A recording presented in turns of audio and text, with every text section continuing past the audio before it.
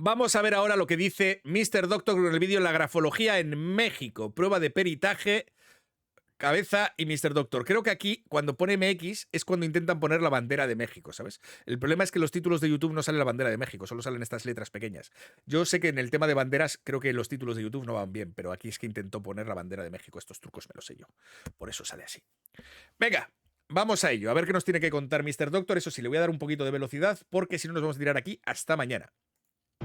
Esto es alarmante. La grafología es utilizada en México por el Poder Judicial para determinar si alguien es culpable o inocente de un delito, pese a que no cuenta con ningún respaldo científico. Y hoy se los voy a demostrar con evidencia. La grafología es una técnica sin aval científico que analiza la escritura manuscrita de un individuo con la intención de determinar sus rasgos de la personalidad. Les cuento que para saber si ciertas prácticas tienen o no tienen evidencia científica, deben ser sometidas a ensayos clínicos. Es decir, deben ser sometidas a experimentos a través del método científico para corroborar que realmente funciona.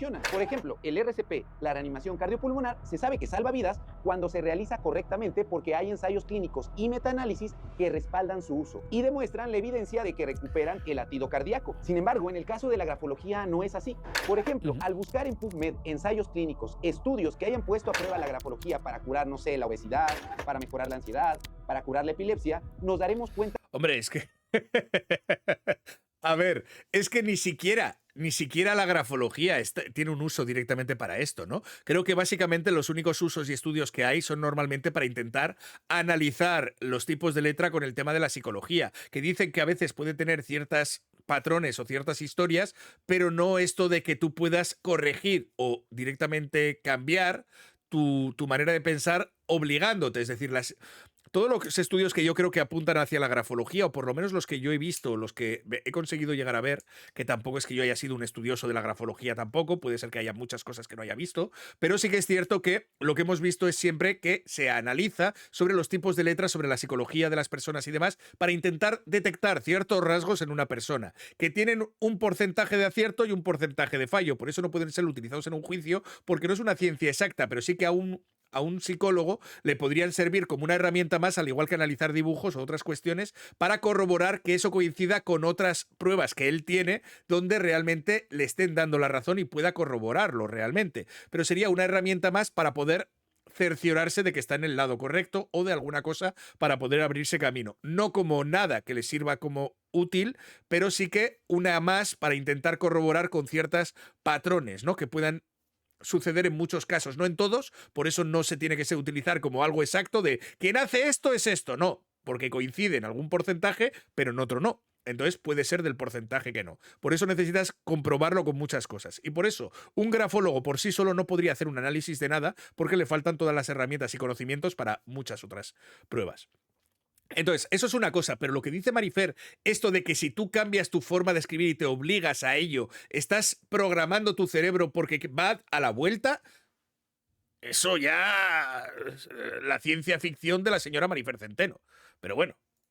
Que no existen. Es decir, esta técnica no está validada para ser sometida en ninguna terapia o tratamiento para condiciones médicas. De hecho, lo que sí existen son revisiones científicas que califican a la grafología como una de las grandes charlatanerías de la historia de la ciencia. Para que algo sea considerado que tiene validez científica, debe poder replicarse en diversos escenarios con los mismos resultados. Por poner un ejemplo, cuando yo le doy paracetamol a 100 personas con dolor de cabeza por estrés, conocido esto como cefalea tensional, sé que a 80 les podría disminuir el dolor. Obvio, tengo que ver que esas 100 personas tengan la misma edad, el mismo género, el mismo tipo de dolor de cabeza. Es más, la misma intensidad. Descartar pues que no tengan otras causas de la cefalea, además de determinar la dosis de paracetamol que se va a utilizar en los pacientes. Tengo que cuantificar el tiempo en el cual, por ejemplo, mejoró dicho dolor, si es que realmente disminuyó e incluso en qué cantidad. Es decir, debe ser sometido a un método científico. La grafología no cuenta con estos elementos en términos sencillos. Características como la precisión o la inclinación al escribir se explican mejor pues por los hábitos, la cultura o condiciones físicas o médicas. Por poner un ejemplo, si una persona tiene Parkinson, definitivamente su escritura va a cambiar. Si ha tomado café, también la precisión puede modificarse. Si el sitio donde escribe no está bien iluminado, También esto modificará la forma en la cual escribe el individuo. Ahora, más allá del tema médico, que es lo que a mí me compete, quiero señalar algo muy revelador. Por eso decía que los que están intentando estudiar la grafología de por sí, normalmente intentan en 3 patrones, en 3 historias, para ver que en 3 situaciones qué es lo que pueda llegar a coincidir de esa letra, porque sí, hay modificaciones por el entorno, porque estás nervioso, porque hay ruidos altos, porque intentas hacerlo rápido para acabar con esto e irme, porque hay muchas cosas que pueden hacer modificar tu escritura que te afectan de forma externa o incluso de forma interna. Entonces, realmente tu letra, ni siquiera, a veces tienes mejor letra, a veces tienes peor letra por muchas cuestiones, ¿no? Y eres tú mismo, y tu personalidad no es tan cambiante como eso. Habrá patrones o rasgos que puedan llegar a ser comunes, pero habrá otros muchos que cambies directamente por prisas, por historias, por estrés, por 1000 cuestiones. Entonces, realmente analizar una cosa, como dice ella, de show, de hacerlo una vez y yo te analizo la letra, es como, pues no tiene mucho sentido. Que encontré en las últimas semanas. Esto tras la respuesta que dio Solo yo no escucho el vídeo, creo que sí, Leticia Delgado, pero claro, ¿cómo te lo digo? nuestra presidenta Claudia Sheinbaum ante el cuestionamiento de mi caso y la grafología. Y para los que no hayan visto, aquí les dejo lo que contestó en la mañanera. Hay acusaciones entre ambas partes, de un lado por violencia y discriminación, pero también en redes sociales está revelando una trama de... Este señor dice que va a volver a preguntarle a ver si la presidenta ya ha revisado los estudios. Esperemos que tenga respuesta y que los haya revisado, porque ya ha avisado que se lo va a preguntar. Así que espero que haga deberes. Posible influyentismo, posible corrupción de jueces, incluso periodistas de espectáculos ya han intervenido y han comentado. Mira María del Milagro, qué baja. Mira lo que me dice. Hola, guapo. ¿Ves? Así como no te va a dar gusto que vengan. Que tiene amigos con todos los jueces y que Mr. Doctor tiene que pagar 64 millones de pesos. Este caso en específico, Presidenta, yo le quiero preguntar desde el gobierno federal su opinión referente a la grafología y la grafoscopía, si son herramientas que se están utilizando en el gobierno federal, en las fiscalías, y sobre todo de este caso en especial, si le enteraron, porque, reitero, se ha vuelto mediático en redes sociales, le han pedido su opinión y su intervención. Yo creo que tendría que contestar la Fiscalía para ver en qué magnitud se utiliza la experiencia de grafólogos para poder identificar. Egun, eres un enamordo. ¿Qué coño es eso? Eres un enamordo. Querías decir enamorado y me ha salido mal. Soy un coqueto. Sí, me gusta ser coqueto. Me gusta coquetear. Va en mi ADN. Yo es que, si ves mi letra y mi Q, te sale la parte coqueta. Perdón. Sobre todo fraudes. Más allá del comportamiento de una persona a partir de la manera en que escribe, en todo caso se utilizan principalmente para identificar si hay una firma falsa o algún fraude relacionado con esto. Si se utiliza para otra cosa, pues habría que preguntarle a la Fiscalía si es que utilizan estos mecanismos. Y sobre el caso, pues investigamos para poder dar una opinión. Y aquí vale la pena aclarar la diferencia entre la grafología y la grafoscopía. La grafoscopía es una técnica la cual sirve para analizar las firmas de un individuo e identificar si son reales o son falsas. Aquí dicen que soy cuqueto. No soy coqueto, soy cuqueto. También me sirve. Gracias, Scar. Pero nada tiene que ver con la grafología que quiere analizar o pretende analizar la personalidad de un individuo. Ahora, una vez que nuestra presidenta Claudia Sheinbaum dio estas declaraciones, decidí ponerme a investigar si la Fiscalía de México utiliza la grafología como prueba de peritaje, ya que ella misma, como escuchamos, dijo que iba a investigar con la Fiscalía qué otros usos se le daban. Aquí también creo que vale la pena definir qué es una prueba pericial. Una prueba pericial es un medio de prueba en un proceso judicial que consiste en la opinión de un experto sobre un hecho concreto. El perito es un profesional que aporta al juez conocimientos especializados en una ciencia, técnica u oficio que le permitan entender una realidad que no puede constatar por sí mismo. Estas pruebas periciales deben contar con un respaldo científico, ya que de ello depende si alguien que es juzgado va a ser culpable o inocente. Ejemplos de pruebas periciales se encuentran las pruebas balísticas, las pruebas psiquiátricas, las pruebas de dactiloscopía, incluso pruebas de biología forense. Todas estas pues son ciencias, la criminología, la psiquiatría, la biología, pero la grafología no lo es. Si escribimos en el buscador de internet Poder Judicial de la CDMX peritos, el primer resultado que nos arroja es peritos auxiliares Instituto de Estudios Judiciales. Y vemos que nos explica, pues, qué es un perito. Ya lo explicamos, pero vamos a ver cómo es que ellos nos lo dan a entender. Leamos. Un perito es un especialista con conocimientos científicos, artísticos, técnicos o prácticos. Y aquí hacemos una pausa. Es decir, para el Poder Judicial no necesariamente tiene que ser una persona con estudios validados, al menos validados científicamente para emitir un dictamen. Para mí eso es muy delicado.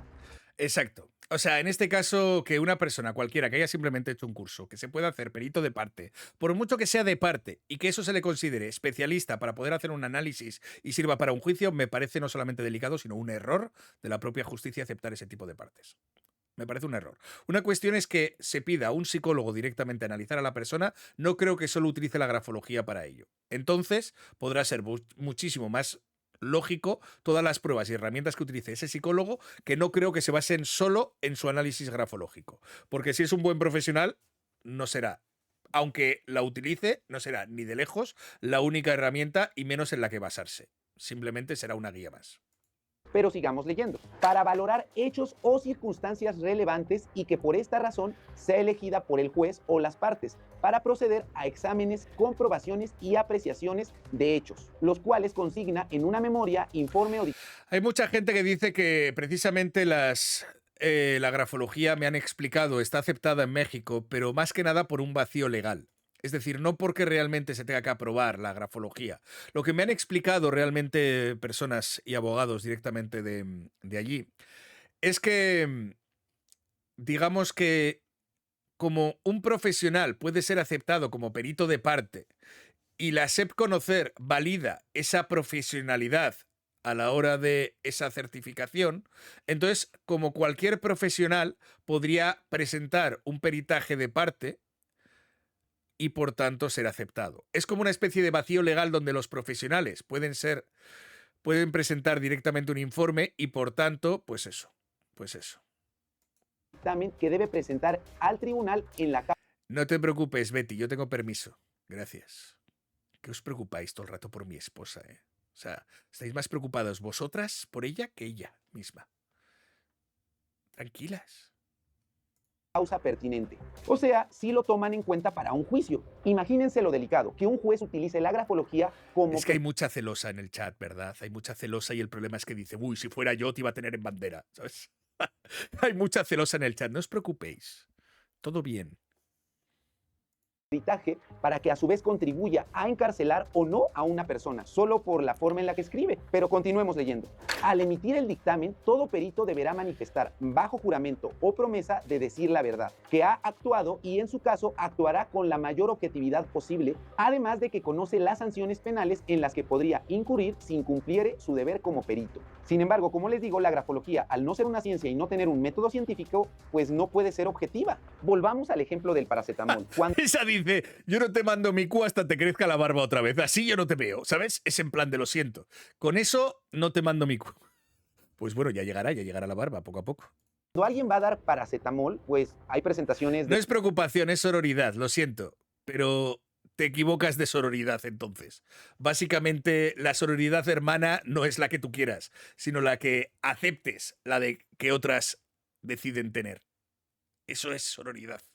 De 300 miligramos, de 500 miligramos, de 750, de 1 gramo. Y dependiendo de la dosis va a ser el efecto que podamos o no obtener. Y también esto depende de otras variables, por ejemplo, como el peso de la persona. Entonces, de pronto creer que la grafología, que no se puede cuantificar, que... Perdón, soy bipolar tipo 2, hipomania, depresión y aún mis terapeutas se complica. Quisiera que la grafología banalizara mis episodios. Gracias, Manolo, no creo que... No.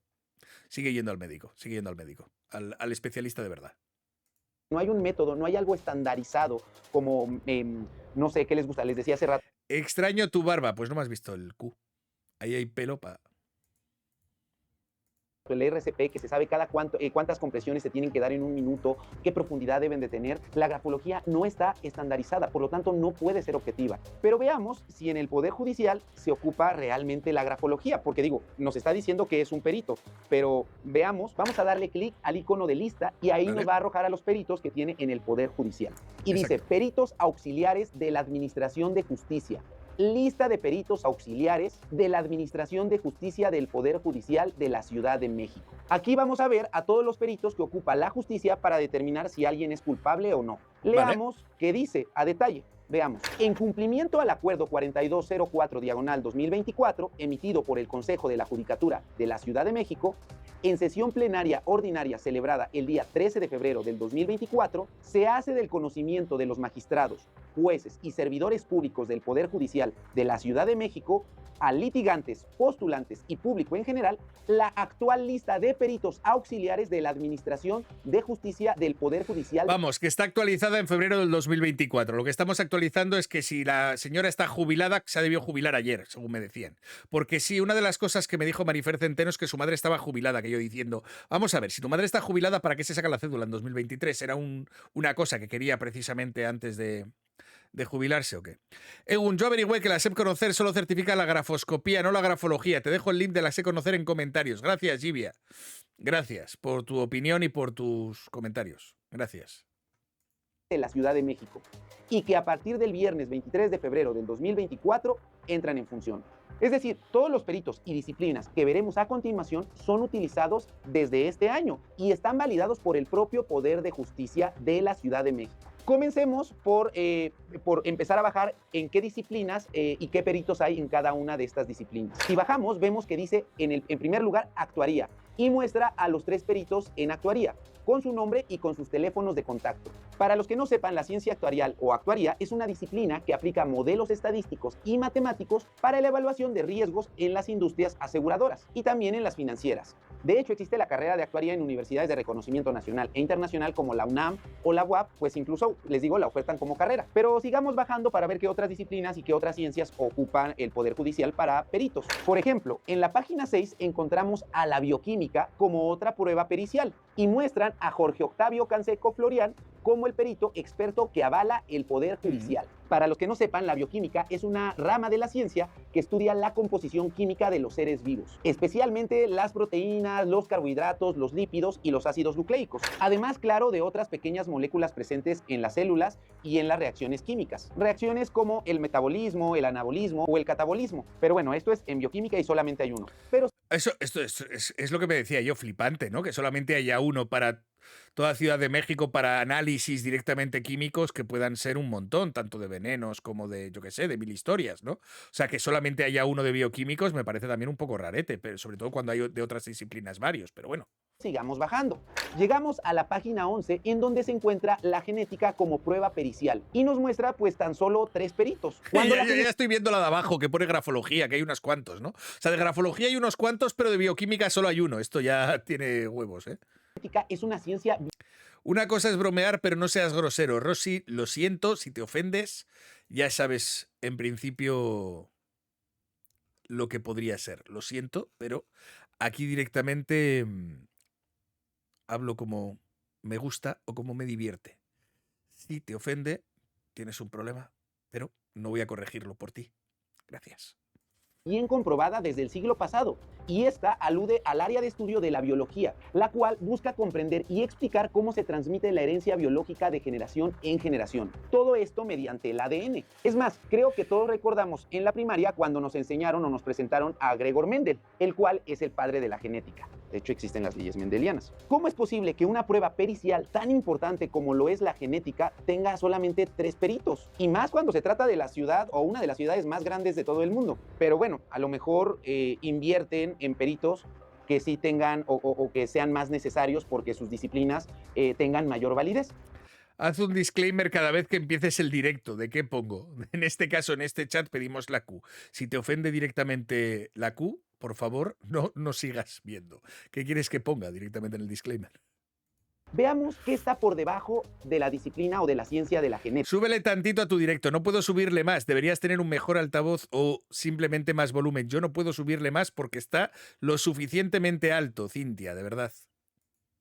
Por debajo de la genética encontramos a la grafología, quien, a comparación de la genética, esta cuenta con 15 peritos. ¿Cómo es posible que el Poder Judicial de México le dé más peso a una pseudociencia que a la genética? Por ejemplo, para ser genetista, al menos dentro del área médica, debes estudiar los 7 años de medicina, hacer el ENARM, que es el examen nacional de aspirantes de residencias médicas, y si lo pasas, tienes que hacer 3 o 4 años de genética, o sea, más de 10 años de estudio. Claro, eso sin contar los 6 años de primaria, los 3 años de secundaria y los 3 años de preparatoria. Es decir, 22 años de formación académica que te avalen para determinar si una prueba es válida o no de acuerdo a tus conocimientos en genética. Pero ¿por qué menciono esto de los 6 años de primaria, 3 de secundaria y 3 de preparatoria? grafología? Porque hay escuelas de grafología, y digo escuelas de grafología porque esto pues, no se enseña o no debería enseñarse porque no es una ciencia, pero hay escuelas de grafología que aseguran que sin tener ningún grado académico, sin tener ninguna formación previa, solamente con lápiz y papel, tú puedes...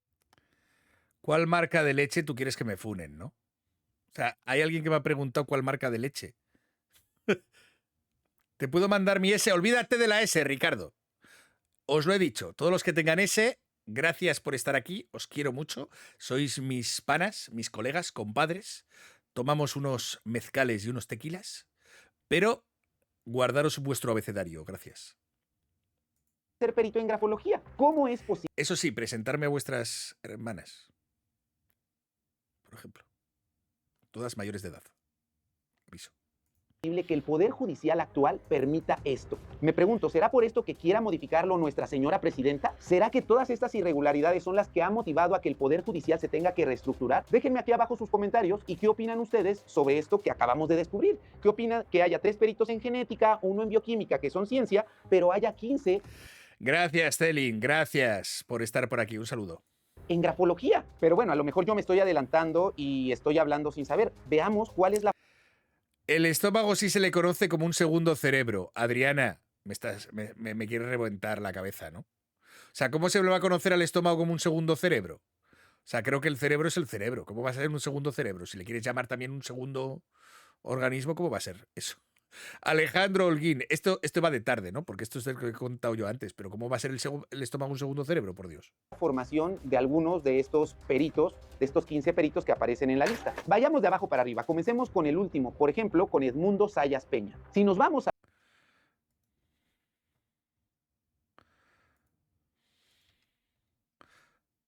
¿De verdad? Me vais a volver loco, te juro que yo me río de cosas y luego me explota la cabeza. El estómago es considerado un segundo cerebro en el cuerpo humano. Posee gran cantidad de neuronas y un tubo digestivo. Junto al tubo digestivo. ¿De verdad? O sea, yo en este caso me vuelvo loco. Celin, tranquila, que ya te he contestado. Gracias. Please, no repitáis los mensajes 27 millones de veces. Gracias.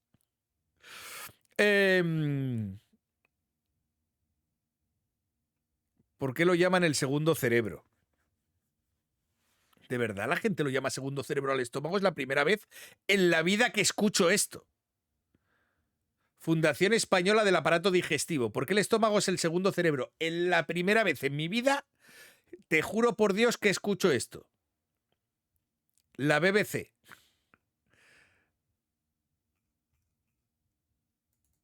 ¿Hay un segundo Q? No, espera, mejor no buscamos, mejor no.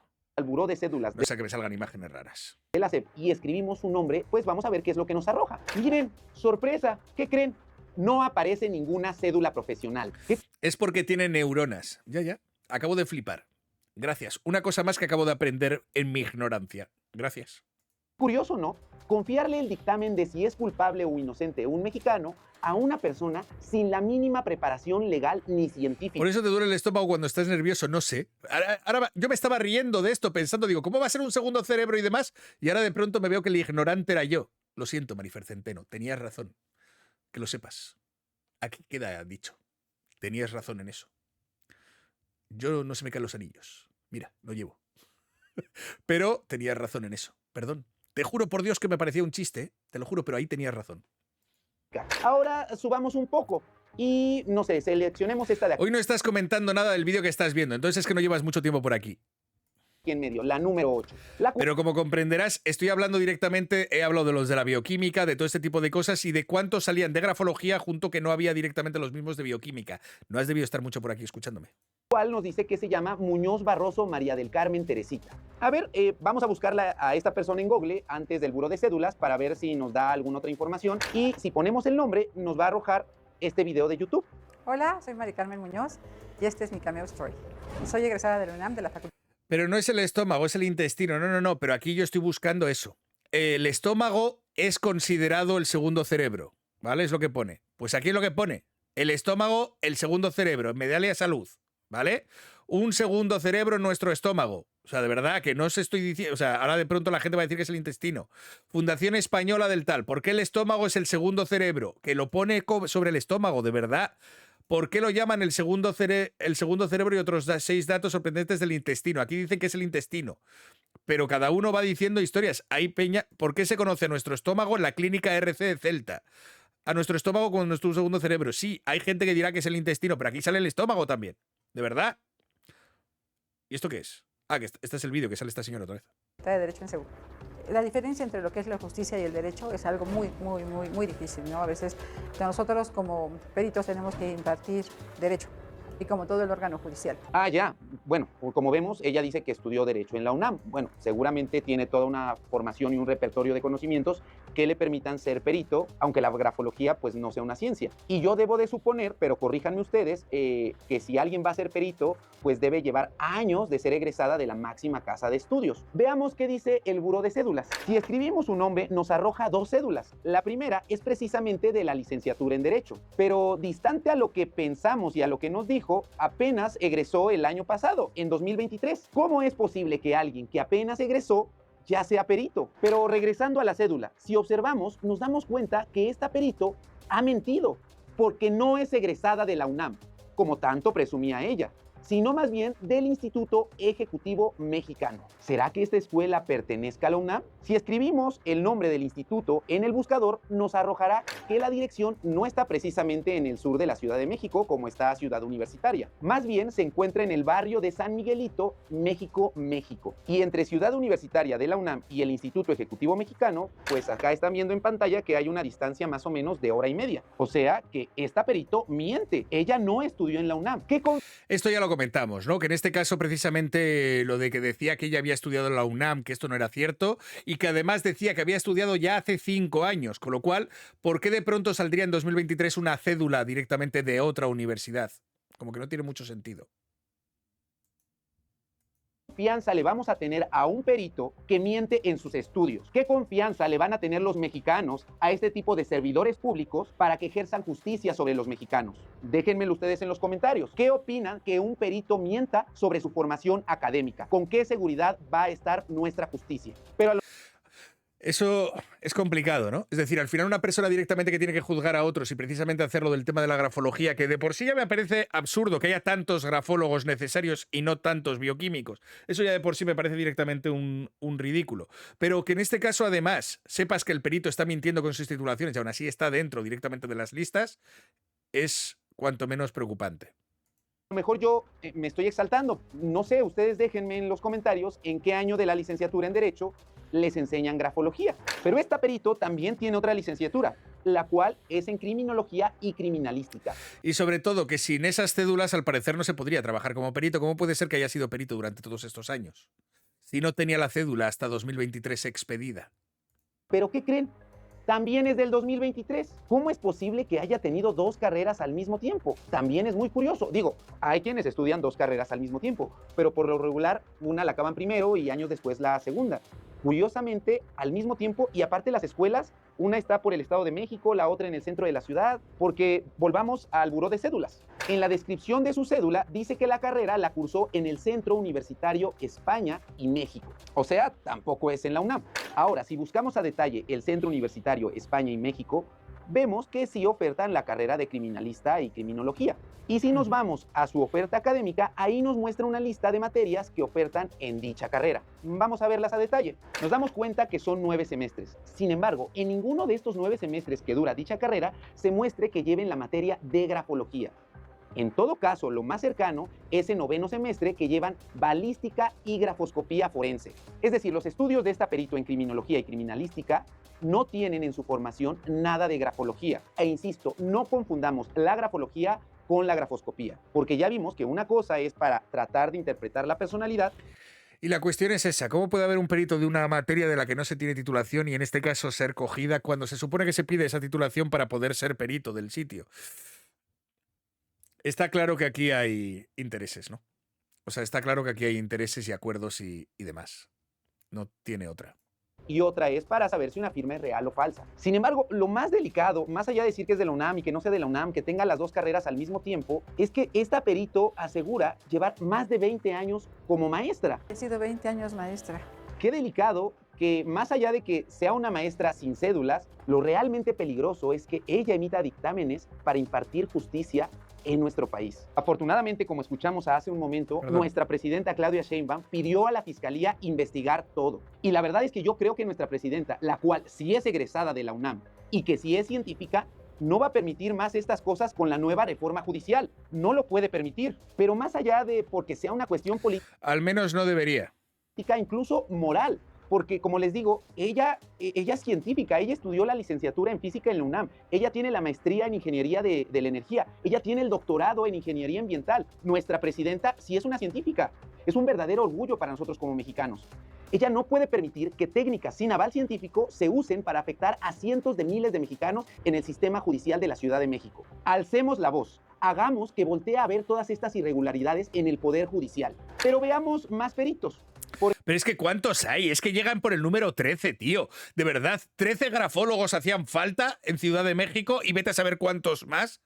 O sea, de verdad, ¿cuántos peritos grafólogos necesitaba Ciudad de México como herramienta tan útil? Porque aquí no pone grafoscopía, pone grafología. Es absurdo esto, de verdad, es completamente absurdo. Por ejemplo, esta persona llamada Estrada Rodríguez Mónica Isabel.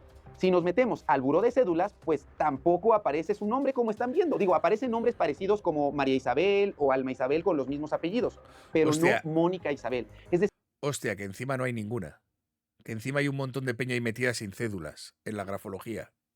decir, otro perito que miente, que no tiene cédula. Señora presidenta, ¿en manos de quién está nuestra justicia? Y aquí no acaba, hay otro más. Por ejemplo, busquemos a Finkelstein Israel Esther, que aparece en el número 6 de la lista de peritos. Tampoco aparecen sus cédulas profesionales. Y tal vez para este momento algunos digan, ¿qué tiene? Son peritos. Buah. Buah la que se está liando con esto. A la mínima que empiezas a investigar, la que se lía.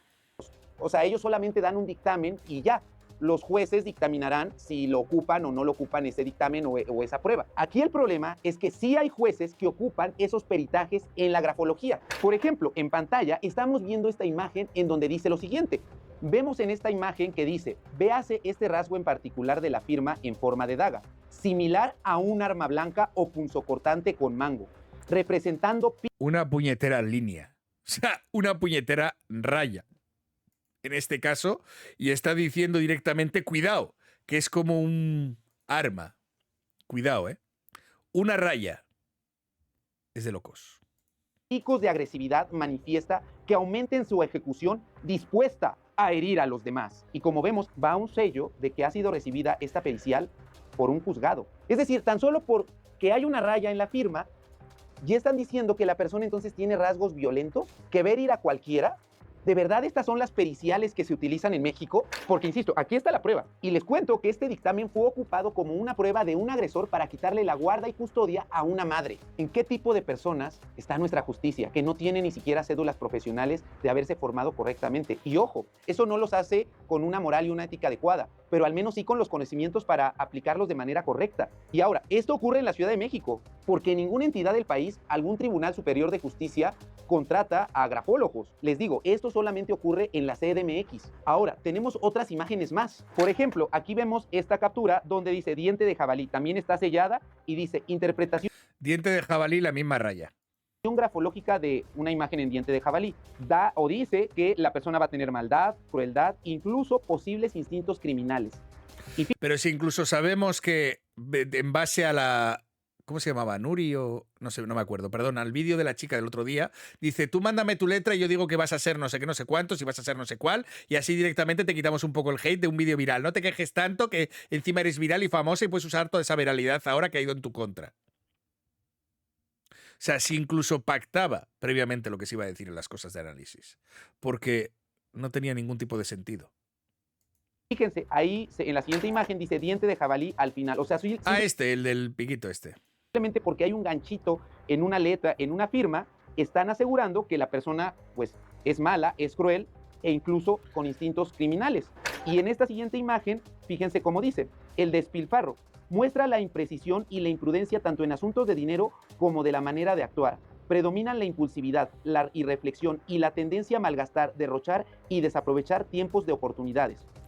Qué casualidad que cuando querrás un perito de parte de una persona muy buena, pues te pondrán todo lo bueno y cuando lo quieres de mala, te van a poner todo lo malo. Porque si te fijas en el análisis, esta persona debe ser la peor persona del mundo, ya que lógicamente no tiene absolutamente nada. Bueno, me encanta cuando en la personalidad todos los rasgos son hacia una persona que verías de lejos, ¿sabes? Si cumpliera todas estas cuestiones, esta persona no te la podrías ni cruzar, porque no te daría ni los buenos días, iría pinchando a la gente con cuchillos por la calle.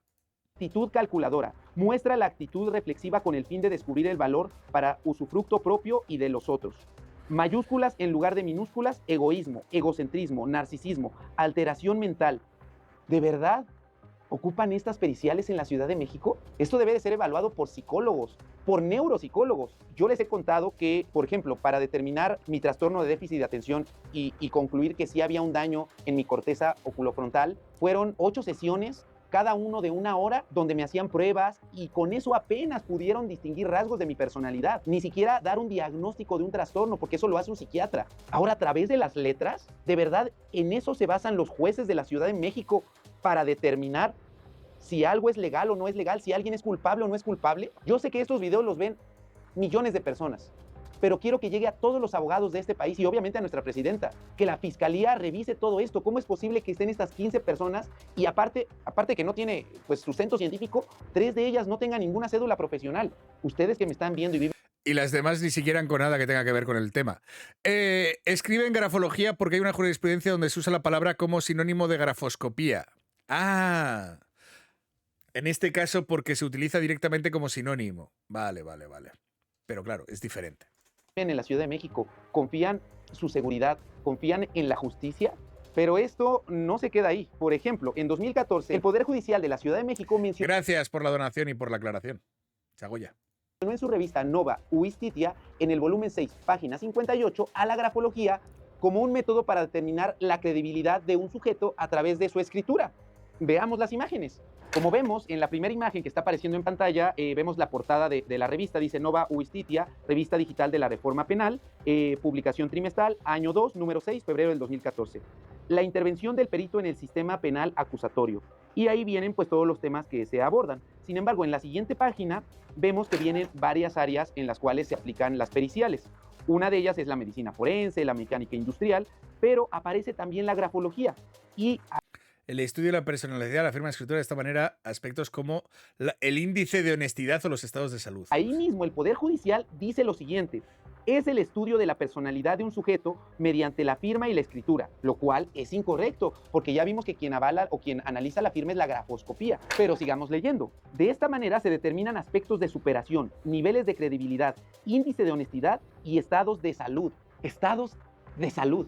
Es decir, ¿son capaces de decir que alguien tiene una condición médica tan solo por cómo escribe? Porque esto ya no tiene que ver con que si alguien dice que pintar de color azul te baja de peso. Esto ya es algo legal. De esto depende que alguien entre o no entre a la cárcel, que alguien sea dictado o no sea dictado como culpable, que a alguien le puedan quitar a sus hijos, tan solo por mostrar estas periciales. ¿De verdad? Incluso otros países... Es muy loco esto. Te damos la bienvenida. Gracias. Gracias, Emilia, por unirte ahí a la familia. Han desechado la grafología de sus procesos judiciales. Por ejemplo, en este documento podemos ver países donde la grafología ha sido desechada o limitada en procesos judiciales. En número 1 está Estados Unidos. En general, los tribunales en Estados Unidos no consideran la grafología como una técnica científica válida bajo el estándar de Daubert, que evalúa la admisibilidad de pruebas científicas. En segundo lugar se encuentra Reino Unido. El FBI para Marifer Centeno, recordad que decía que en el FBI se utilizaba, pero sin embargo está rechazada en Estados Unidos. Debe ser que el FBI la utiliza para luego no usarla en los juicios. Debe ser que la investigan claramente para no usarla en los juicios. Es absurdo. Los tribunales suelen ser muy estrictos con las pruebas científicas y la grafología no se acepta como evidencia válida para evaluar personalidad o intenciones. Y en Canadá también. En Canadá los estándares para la aceptación de evidencia científica también son estrictos. La grafología no es generalmente aceptada como prueba válida en procedimientos judiciales. Entonces nos damos cuenta que en México estamos rezagados. Por eso, digo, yo no soy experto en cuestiones legales.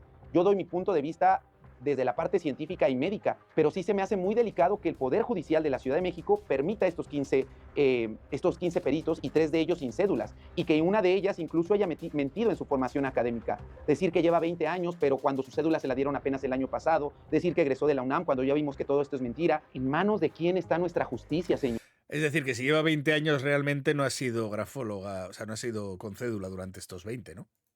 Y ojo, esto podemos pensar que esto es nuevo, pero la realidad es que esto viene de años. Talina, gracias por esa membresía, gracias. No sé si ustedes hayan escuchado sobre el caso de la Paca y el caso de Ruiz Massieu.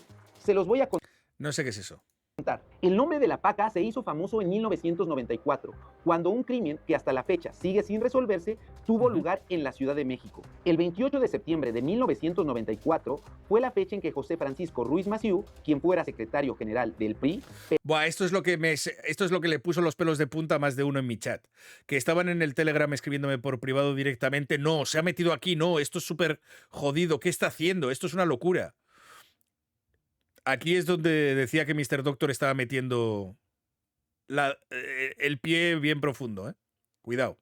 Perdiera la vida durante un ataque armado. Su asesino esperó al funcionario afuera del Hotel Casablanca de la Ciudad de México y disparó contra él arrebatándole la vida, y aunque intentó escapar fue atrapado finalmente por la policía, quien lo identificó como Daniel Aguilar Treviño. Pero, ¿qué tiene que ver este personaje de la Paca con Ruiz Massieu? Pues déjenme les platico acerca de los antecedentes de Francisca. Francisca Cetina, la Paca, era una bruja que se dedicaba al vudú y que posteriormente llegaría al mundo de la política gracias a Raúl Salinas de Gortari. La Paca conocía desde hace 8 años al hermano del expresidente Carlos Salinas de Gortari, quien iba con ella a solicitarle trabajos de protección.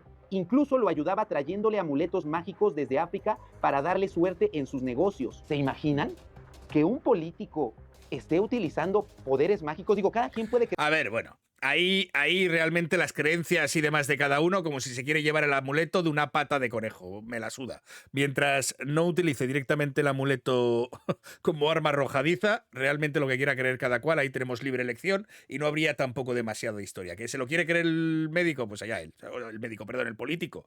Esto tampoco afecta tanto, pero sigue, que yo creo que aquí hay más. Creen lo que quiera, pero es como si, no sé, alguna de estas personas que se hace presentar como grafólogas quisiera hacer, no sé, rituales para recibir el año nuevo. ¿Se imaginan? O sea, ¿qué tiene que ver esto de la Paca con la política mexicana? Y ahorita vamos a ver qué tiene que ver con el asesinato de Francisco Ruiz Massieu. El 8 de octubre de 1996, la Paca llegó con las autoridades y aseguró que conocía el paradero de Manuel Muñoz Rocha, quien fuera señalado como el autor intelectual del crimen. Según la visión de la bruja, Muñoz Rocha estaba muerto y enterrado en una finca conocida como El Encanto, que era propiedad de Raúl Salinas de Gortari. Pablo Chapa Besanilla, quien fuera el... Hostia, yo me estoy perdiendo ya con tanto nombre, perdón, pero me estoy perdiendo ya, no sé quiénes son estos todos. Procurador de Justicia, dio a conocer la noticia al público y llevó al día siguiente a la Paca hasta la finca para buscar los restos de Rocha. Es decir, el Procurador de Justicia ocupó a una bruja, a una chamana, para un tema legal. Hemos visto que hay personas que se ostentan como grafólogas, que aunque lo hayan negado, sí dicen que pueden hablar del pasado, del presente y del futuro a través de los números, dependiendo si escribes el 1, el 2, el 3, el 4, el 5, el 6, el 7, el 8 o el 9. ¿Qué tan grande los hagas? Es que la grafología se puede identificar o puede ser una semejanza al tarot, a los horóscopos. Y está bien que cada quien crea en lo que quiera, pero la ciencia con la ciencia y las pseudoterapias con otra cosa. A ver, yo con el tema, no sé, no lo estoy entendiendo muy bien en esta parte, pero yo sé que, por ejemplo, hay casos en los que el FBI también o la policía directamente en Estados Unidos ha utilizado videntes, y esto es conocido y sabido, ¿vale? Por muchas personas, que muchas veces han seguido iniciativas de videntes y a veces luego han intentado hasta acusar al vidente. Es como, ¿por qué sabía usted tantos detalles de estas cosas si no era una persona directamente que estuviera al tema? No, es que soy vidente. Ya, bueno, pues espérate que te investigo porque no me fío de ti una mierda. Pero al final una cuestión es un vidente, entre comillas, que aunque no te lo puedas creer, si te da pistas o te lleva a plazas donde directamente vas a encontrar cuerpos, pistas, yo qué sé, cualquier cosa, pues bueno, te lleva hasta ahí, te lo puedas creer o no, pero una vez que ya tienes la evidencia, analizas la evidencia. ¿Cómo llegaste a ello? Pues me lo dijo un vidente, ¿sabes? Puede ser parte del proceso, la investigamos también, porque igual viene de vidente y es el asesino o es una persona que ha visto las cosas con sus ojos y está hablando de evidencia. Eso puede tener cierto sentido porque a la policía le da igual, no le afecta, no está haciendo un análisis la vidente, simplemente les está llevando a una historia, pero luego van a analizar con historia científica si haya habido huellas, si haya habido sangre, si haya habido X, ¿no? Entonces, eso no tiene tampoco excesivo problema. Una cosa es un grafólogo que sí que te está analizando sin conocimientos y está juzgando a una persona sin tener potestad para ello. Es decir, creo que ahí en ese aspecto es diferente, pero no sé si lo estoy entendiendo bien porque no me estoy enterando muy bien de cuál es el tema. Y sobre todo en lo legal. Pero quiero seguirles contando acerca de la paca. Tras realizar la búsqueda en la zona que la bruja les había indicado a las autoridades, finalmente el 9 de octubre de 1996 se encontró una osamenta que, según Francisca La Paca, tenía los restos del diputado. Posteriormente, tanto el subprocurador como Antonio Lozano García, procurador general de la República de esa época, señalaron que gracias a la ayuda sobrenatural de La Paca habían dado con el supuesto cuerpo de Rocha y que por su colaboración la entonces Procuraduría General de la República le habría pagado 4 millones de pesos. 4 millones de pesos a una bruja, a una charlatana, por estar coludidos. Bueno, una cosa es que ayudes y otra cosa es que te hagas rico con esto, ¿sabes? O sea, no sé. O sea, yo entiendo que a veces han colaborado, no que les tengan que pagar el sueldo directamente de su vida. Y otra cuestión, habría que investigar de dónde sale eso, por qué esa señora ha podido saber, no sea que sea parte de ello. Y otra cuestión es que luego al final que te digan que esta persona es X, luego tendrán que analizarlo y hacer las pruebas científicas correspondientes, no porque lo diga ella ya está, ¿no? O sea, pero bueno, yo entiendo que al final la policía ahí, que siga ciertas pistas, da igual de dónde vengan, si les llevan a evidencias científicas reales, ¿no? O sea, otra cuestión es que luego encima, no, pues nos vamos a pagar una pasta. ¿Y por qué coño le das dinero, sabes? Ya ha hecho una buena obra, gracias. ¿Cuánto le estará pagando el Poder Judicial de la Ciudad de México a estas personas sin cédula profesional, a estas personas que mienten en su formación académica, a estas personas que utilizan una pseudociencia para dictaminar si alguien es culpable o inocente? Sin embargo, ya por cierto, ¿cuántos son 4 millones de pesos? Dame un segundito. 4 millones pesos mexicanos a euros. Son 190.000 pavos. Madre de Dios, sí que es dinero.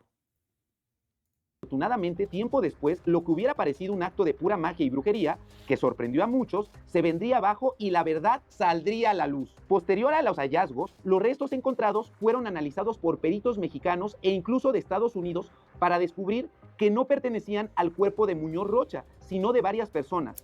O sea, pero la pagaron antes de analizarlo. También, o sea, de verdad...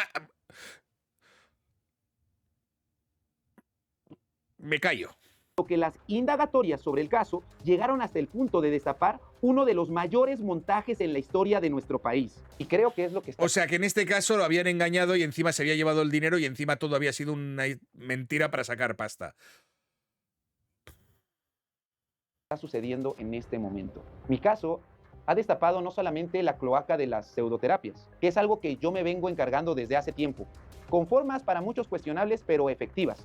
Porque se logró atrapar a Marilyn Cott, se logró exponer a personas que vendían productos milagros o a personas que dicen que con cierto tipo de escritura se va a bajar de peso, se van a curar ciertas enfermedades. Hoy estamos ante una situación muy similar. El país está volteando y se ha dado cuenta que el probable tráfico de influencias, la rapidez con la que se judicializan carpetas, el que se manda a llamar testigos que no tienen nada que ver en un caso, como youtubers, pues está siendo inconsistente. ¿Qué está sucediendo con la Fiscalía de la Ciudad de México? El jueves pasado conocimos el caso de Fernanda, la cual fue golpeada por su pareja y ¿qué hizo la institución pública de salud? La sacó a ella del hospital y al residente lo dejó allá adentro. La Fiscalía no había judicializado su carpeta a pesar de llegar golpeada y ni siquiera le había notificado al individuo, al golpeador, al médico residente sobre las medidas, y entonces no le podían dar protección, no podían judicializar, cuando en mi caso vinieron desde la Ciudad de México en vehículos no oficiales a pegar en casas de terceros esas notificaciones. ¿Por qué a Fernanda no la han protegido? A pesar de que la golpearon. ¿Por qué a Fernanda no le ponen policías como con otras personas? ¿Por qué no judicializan tan rápido el caso de Fernanda? A mí me... Bueno, a ver, yo creo que esto no son preguntas directamente que todos sabemos las respuestas, ¿no? O sea, quiero decir que son preguntas retóricas para que la gente se las haga, pero creo que todas respuestas están claras. Creo que esto, pues eso. Me da mucho miedo lo que está ocurriendo con mi caso. Por eso alzo la voz. Por eso no me quedo callado. Porque yo no quiero que al no saberse nada, los influyentismos, la tergiversación de datos, terminen hundiéndome en la cárcel. Porque dos personas, el lunes pasado, dos abogados, el lunes pasado, aseguraron cosas de mi persona para tergiversar una denuncia. La primera, quien están viendo aquí en pantalla, Rebeca Mariana Gutiérrez, aseguró que yo era un feminicida en potencia. Por eso las cosas llegan después a materializarse, como dijo bien el abogado, a temas de feminicidio. ¿Cómo que nada más se va a parar un tema con una réplica? No, él no está haciendo... ¿Mr. Doctor sería un presunto feminicidio en este caso? Pues yo lo que te puedo decir es que tiene indicios. Sí, así lo dijo. Aseguró que yo soy un feminicida en potencia y que soy capaz de echarle ácido a personas y que por mí es que yo voy a ser el causante si algo le pasa a otras personas por aventarles ácido. ¿Por qué hay policía aquí?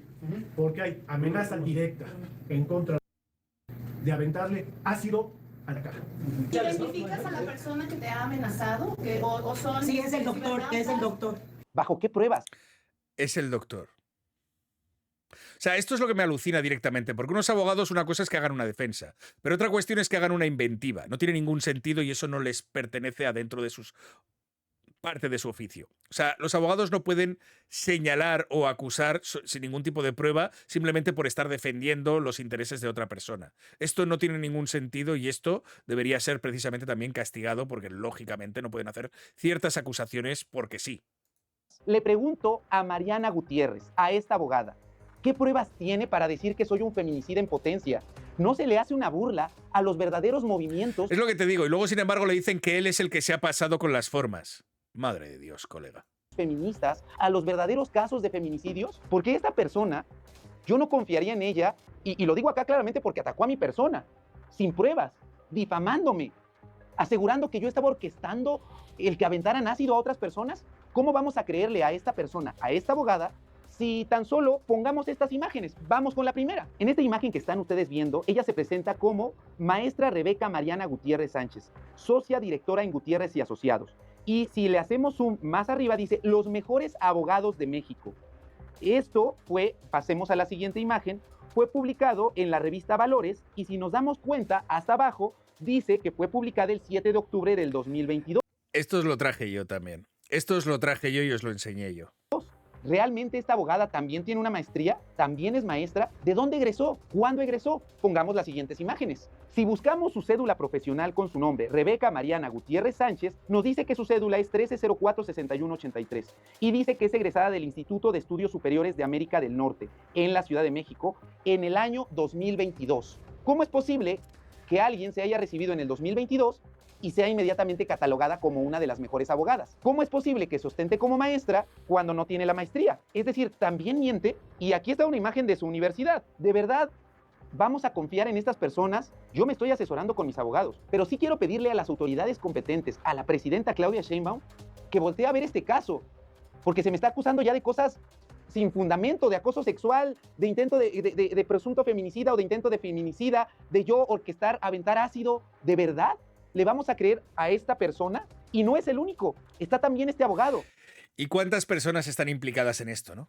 Alfonso Beceiro, quien aseguró que yo estoy ejerciendo acoso sexual y que él protege la integridad de las mujeres. Pero ¿de verdad protege la integridad de las mujeres? Porque este video que van a ver a continuación fue golpeando a una mujer. Yo le vengo a dar de comer.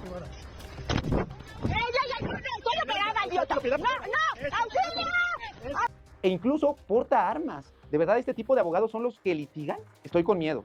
Seguro de lo que tengo que hacer, seguro de que tengo que seguir hablando, seguro de que nadie me va a callar, pero sí tengo miedo de lo que pueda ocurrir. Y quiero dejar muy claro que si algo me ocurre, que si recibo amenazas, que si recibo agravios a mi persona o a mi vida, hago responsables a estas dos personas que me están acusando sin fundamentos, que están diciendo cosas que no son ciertas. Y pongo sus nombres y sus rostros para que ustedes los conozcan, porque al final ellos... Porque contra ellos no tiene ningún tipo de tener que callarse. Y ellos sí que están señalándole a él.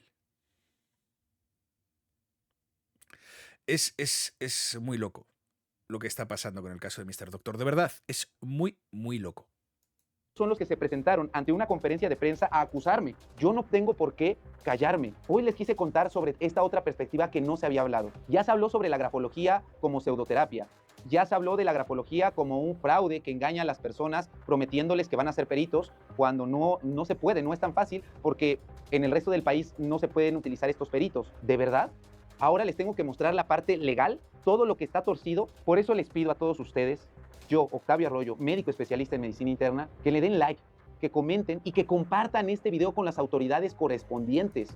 No nos podemos quedar callados. Tenemos que hacérselo llegar a Claudia, a la presidenta Claudia Sheinbaum, porque yo confío en ella. Yo sé que ella, al ser científica, comprende la gravedad de todo esto y al ser la máxima autoridad de este país, también sabe que esto no puede ser posible. Entonces, compartámoslo y hagámoslo llegar a las personas pertinentes. Y por favor, estén pendientes de mis redes, porque tengo miedo de que con esto que estoy destapando, mi vida corra peligro. Joder, qué duro, ¿eh? Joder, qué duro tener que escuchar esto así.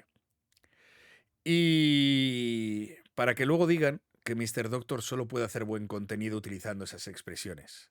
No tiene ni 24 horas y más de 300.000 visitas lleva este vídeo. Y ojalá sean muchas más. Pero qué duro escuchar a una persona que simplemente ha expuesto lo que cree, lo que muchos creemos, lo que muchos pensaríamos y lo que se puede comprobar, y que todo esto haya destapado por una mala gestión de la señora de los colores, que precisamente con su rabieta y con su pataleta ha empezado a estirar de mantas y lo único que está haciendo es afectar a unos y a otros muchísimo más. Y ojalá siga estirando de mantas y de ayudas, porque me parece que déjala sola, que nos va a destapar una gran cloaca. Vosotros veréis directamente qué es lo que opináis, os leo aquí abajo, pero muy buen vídeo de Mr. Doctor, como no cabe otra razón. Ahí está, os leo.